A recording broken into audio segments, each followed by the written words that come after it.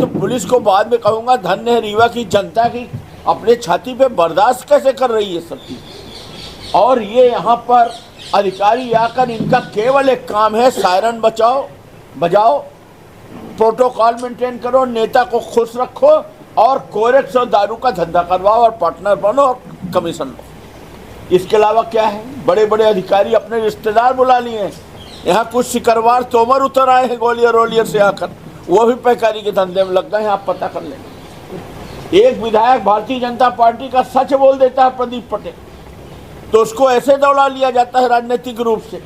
उसके खिलाफ यहाँ के अधिकारी अपने मोबाइल से व्हाट्सएप में डाल के उसके खिलाफ नेतागिरी करते हैं, जैसे इनको चुनाव लड़ना हो। और धन्य है ये भारतीय जनता पार्टी की सरकार, जिनको अपने विधायक के स्वाभिमान का ख्याल। वो सच बोल रहा है और छिपते घूमना पड़ रहा है। इनका काकस आप देखिए, इनका नेक्सस आप देखिए कि किस तरह से। अब जब शराब के ठेकेदार टीआई की पोस्टिंग कराएंगे और टीआई कौन रहेगा कौन नहीं रहेगा, कौन हटेगा नहीं हटेगा, वो तय करेंगे, तो ये काहे के लिए जनता का वोट ले रहे हैं विधायक? हम तो चलो विपक्ष के हैं, हम तो लड़ रहे हैं, हम सच बोल रहे हैं, इनसे अच्छे हम हैं। न इनका काम हो रहा न हमारा हो रहा, पर ये अंदर अंदर ऐसे घुट रहे हैं। मैं खुला मुंह खोल के बोल रहा हूँ, मैं ज़्यादा अच्छा। तो ये स्थिति है। परिस्थितियाँ ऐसी है कि रीवा में बच्चों को अब रखने लायक नहीं। ये बात तो आप लोग मानते कि नहीं मानते? रीवा में बच्चों को पालना और रखना मतलब कितना खतरे का है। बच्चा स्कूल जा रहा है, बिटिया स्कूल गई है, लौट के आएगी नहीं आएगी, क्या हो जाएगा, कोई ठिकाना नहीं। ये स्थिति है इस शहर की, और इस शहर को मॉडल हवाई जहाज उड़ाने से हमारा शहर की तरक्की होगी। कंक्रीट का जंगल बना देने से और खुद की ठेकेदारी कर लेने से हमारा शहर विकसित होगा। ये सब बेकार की बातें नहीं, समाज को बचाना चाहिए। युवा पीढ़ी हमारी ख़त्म हो गई। आज ये हो गया है, आप सब जान रहे हैं, 80% से ज़्यादा बच्चे नशे की चपेट में हो गए। पूरी की पूरी एक पीढ़ी हमारी ख़त्म हो गई। और इस तरह से इतनी बड़ी घटना हमारे रीवा में हुई है उस बच्ची के साथ। वो आपकी बच्ची हो सकती है, हमारी बच्ची हो सकती है, किसी भी बच्ची हो सकती है। इन अधिकारियों की नहीं हो सकती, क्योंकि इनके घर में तो 40 अर्दली, पूरा होमगार्ड इनके घर में लगा है, 10 कुक हैं, 20 वो बनाने वाले हैं, 4 गन वाले हैं। इनके बच्चे तो बिल्कुल सरकारी पैसे में ऐशो आराम इन्हीं का है। एक विधायक एक गनमैन के लिए तरस रहा है, पर इनको बढ़िया है, तो इनको तो फर्क नहीं पड़ रहा, बाकी हमारा रीवा जल रहा है। अब आपको एक मैं आंकड़े दे रहा हूँ। हमने इनको पत्र लिखकर, बहुत पत्र लिखा, और जब विधानसभा लगाए तब एसपी महोदय ने बामुश्किल ये दिया। ये आपके पास भी नहीं होगा, क्योंकि जब हम ही को एड़ी रगड़ने के बाद प्राप्त हुआ, तो इसको आप लोग जरूर छापिए। आगे भी अखबारों के लिए इस आंकड़े को रखिए। आगे भी जब आप लोग न्यूज बनाते हैं ना, तो उसके लिए आंकड़े रखिएगा। सिरमौर में कुल कितने अपराध, विश्वविद्यालय में कितने, सिमरिया में कितने, सदोर में, ये सब चीज़ें। फिर एक ये भी है, बलात्कार के कितने अपराध और छेड़छाड़ के, ये अलग है। आपको पता है मध्य प्रदेश में रीवा सर्वोच्च स्थान पे है। नशेगत अपराध, गैंग रेप, छेड़छाड़ और आपराधिक घटनाओं में रीवा सर्वोच्च स्थान पे। और यहाँ संरक्षण क्यों है? क्योंकि हमारा प्रोटोकॉल मेंटेन है। इसको फंसा दो तो एसपी 1 मिनट में फंसा देता है, इसको बचा दो तो 1 मिनट में छोड़ देते हैं। तो इसके चलते यहाँ पर लोगों को पुरस्कृत किया जाता है। और मुख्यमंत्री क्या देखते हैं, काहे की समीक्षा लेते हैं? इनको इसकी समीक्षा लेना चाहिए ना कि रिजल्ट क्या आ रहा है, रिजल्ट बताओ। रिजल्ट के आधार पर आदमियों की पोस्टिंग होना चाहिए, आदमियों को उपकृत करना चाहिए। आप भी लिखिए कि इनका क्या मतलब इन आंकड़ों का, अगर इनके आधार पर कोई कार्रवाई नहीं। फिर आप कैग की रिपोर्ट देखिए। मैंग जी थोड़ा कैग की रिपोर्ट बताइए। कैग आप समझ रहे होंगे ना, महालेखाकार की रिपोर्ट। पुलिस को कितना अधिक, ये अपने ऐशो आराम में 30% से ज़्यादा बेची हैं, आवास में और ऐशो आराम में। और जो इनके मूल काम है उसमें 10% से ज़्यादा माइनस है, उसमें ये पैसे खर्च नहीं। ये स्थिति है पुलिसिंग की। मैं आज उस बच्ची के मामले में मैं अपनी संवेदना प्रकट करता हूँ, और मैं इस बात से बहुत दुखी हूँ, और मैं धिक्कारता हूँ रीवा की पुलिस को, रीवा के प्रशासन को। मैं खुद शर्मिंदा हूँ कि ऐसी जगह में भगवान ने अगर जन्म दिया है तो खुद लज्जित होना पड़ रहा है। और मैं रीवा के लोगों से भी अपील करता हूँ कि आपके अंदर इतनी खुददारी तो होना चाहिए कि आपके अगर किसी बहन बेटी को घर में किसी हो जाए तो आप सबको खड़ा रहना चाहिए। नहीं तो ये पुलिस के अधिकारी, ये बाहर से पैसा कमाने जो आए हैं अधिकारी, जो कैसे अपने आगे हंस रहे होंगे। इन्हीं बातों को मैं कहना चाहता हूँ। ये भी आंकड़े आप देख सकते हैं। जानकारी आपने जो दी है 24 को FIR हुई, जबकि रीवा एसपी का कहना है कि घटना के एक दिन बाद 22 तारीख को FIR दर्ज हो गई थी, उनका कहना है। घटना कितनी तारीख की है? घटना 21 की है, जब 21 की घटना 21 की है, जब पीड़िता के द्वारा 22 को थाने में इसकी शिकायत दर्ज कराई गई, उसी दिन FIR दर्ज कर दी गई। ऐसा एसपी रीवा का बयान है। हमें तो जो जानकारी कहीं से मिली है तो मैंने सत्यापित नहीं किया है, पर मुझे ये जानकारी मिली है कि 22 तारीख को गई थी तो रिपोर्ट नहीं दर्ज हुआ था, फिर 23 को CM आए थे तो कोई मिला नहीं, और 24 तारीख को फिर उसकी FIR दर्ज की। 21 को गए थे। अच्छा, 21 चाहिए है कि 21 को गए हैं। हाँ, तो अभी चले जाओ सब VIP ड्यूटी। अब आप ये देखिए, ठीक है, आंकड़ों में हो सकता है मेरा कुछ मुझसे गलती हो गई हो, वो कोई इतना बड़ा मैटर नहीं है कि जिसमें मैं डेट को लेके कोई चैलेंज कर रहा हूँ। मैं तो ये भावना व्यक्त कर रहा हूँ कि मुख्यमंत्री का प्रोग्राम इतना ज़्यादा जरूरी था कि एक मासूम, एक बच्ची हमारी तड़पती रही, मदद के लिए कोई उसकी ओर देखने को तैयार नहीं था, जब तक कि मुख्यमंत्री पहली प्रायोरिटी थे, बच्ची दूसरी प्रायोरिटी। क्या इससे कहते हैं कि कॉन्क्लेव में क्या प्रभाव पड़ सकता है? दूसरा, मैं एक कॉन्क्लेव वाला लेटर लाइए। दूसरा मेरा ये कहना था कि बीजेपी के किसी नेता ने इसमें कोई कमेंट किया? आप बताइए। हम समाज के अंग हैं, पार्टी वोट अपनी जगह है, कम से कम एक संवेदना तो व्यक्त करना चाहिए। हम ऐसे कैसे बन सकते हैं कि सरकार हमारी है, पार्टी हमारी है, तो बच्ची जिसके साथ ऐसी दरिंदगी हुई, उसका परिवार और वो हमारी विरोधी है क्या?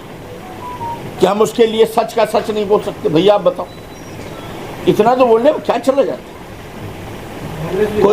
कोई भाजपा के नेता ने तो नहीं कराया। जानकारी ही नहीं दी गई जो CM आए थे, जो उस समय तक। अरे अब जानकारी हुई तो आप बोलो। सारे हम कह रहे हैं अब जानकारी हुई तो आपको लगता है कि क्या उस तरह से कार्रवाई हो रही है?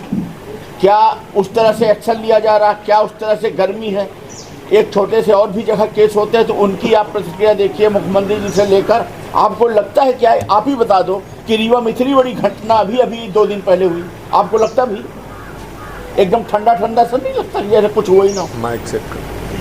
ये मेरा कहना है।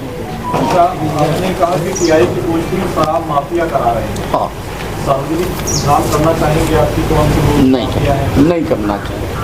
आपने कहा कि जो सिरमौर में कोई बड़े अधिकारी हैं, पुलिस अधिकारी जो महिला के साथ हुआ था, तो वो कौन से ऐसे अधिकारी हैं? नाम लेना ठीक नहीं है। ये नाम तभी लिया जा सकता है जब सामने वाला बयान देने को तैयार हो। देखिए, ये महिलाओं से जुड़ा मामला है, उनके पिता आते हैं, भाई आते हैं, लेके आते हैं, बात करते हैं, हम सामाजिक आदमी हैं, लेकिन वो पहले ही कह देते कि भैया रिपोर्ट नहीं करा पाएंगे, बच्ची के भविष्य का मामला। ये पीड़िता की माँ का वो आया कि माँ के साथ भी यही कृत्य हुआ था।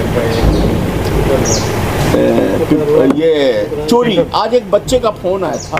नहीं, हाँ। ये आज सुबह एक फोन आया कि उसकी माँ के साथ भी ऐसा ही चोरी हुआ था पिपर गांव का, कि हमारे यहाँ चोरी हुई थी और भैया वो हमारे माँ के साथ दुष्कर्म किया था चोरों ने। शिकायत नहीं हुई।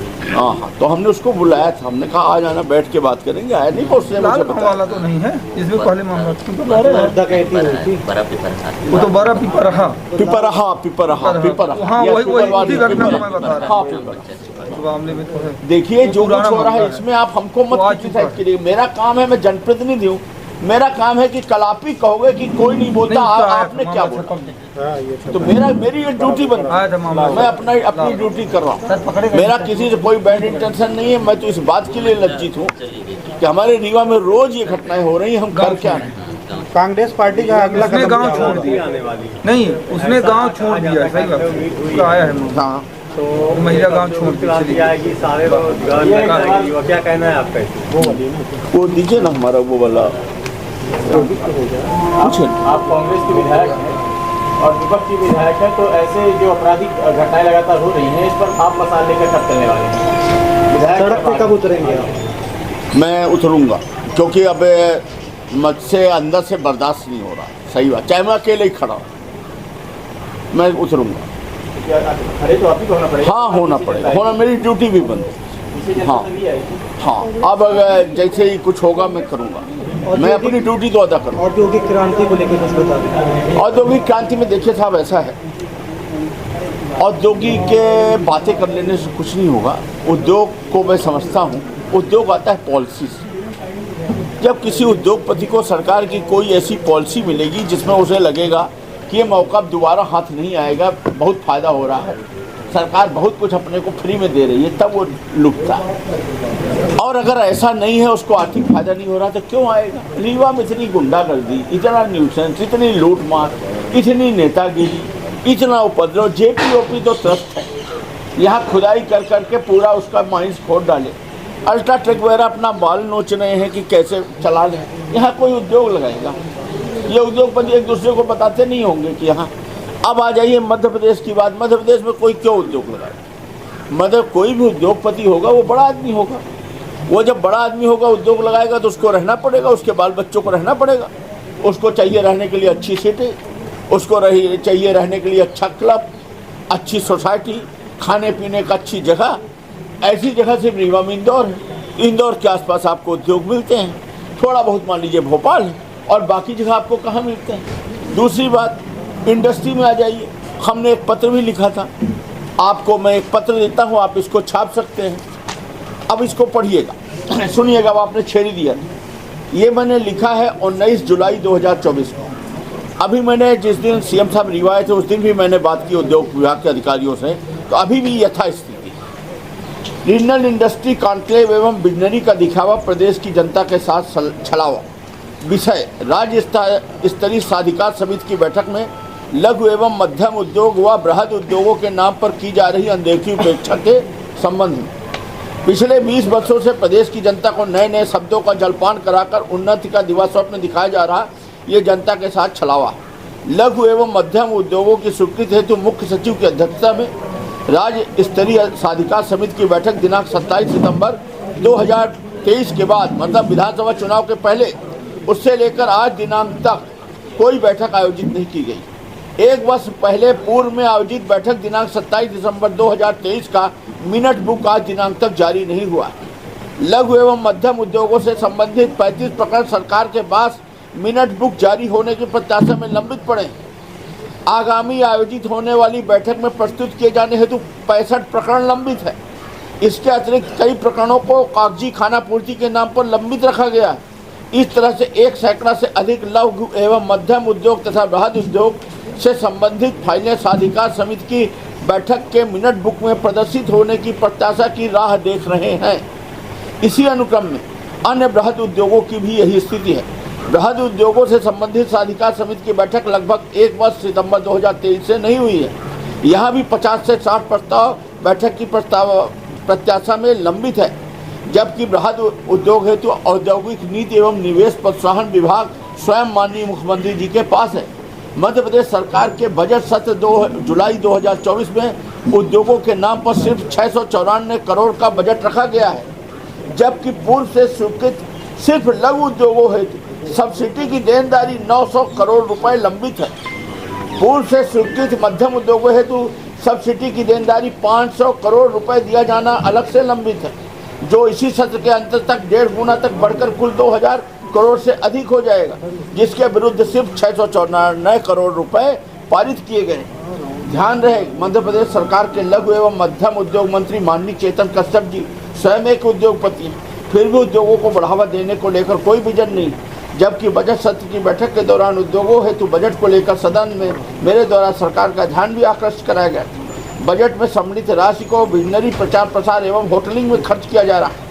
परिणामतः ऐशो आराम एवं प्रदर्शन में खर्च की गई राशि भी इसी बजट से कम की जाएगी। दूसरी तरफ मध्य प्रदेश में उद्योग एवं विजनरी को लेकर अलग अलग रीजनल इंडस्ट्री कॉन्क्लेव आयोजित कर उद्यमियों को आकर्षित करने का छलावा किया जा रहा है। 5 स्टार होटलों में जनता की वाहवाही और गाढ़ी खून कमाई के पैसों से आराम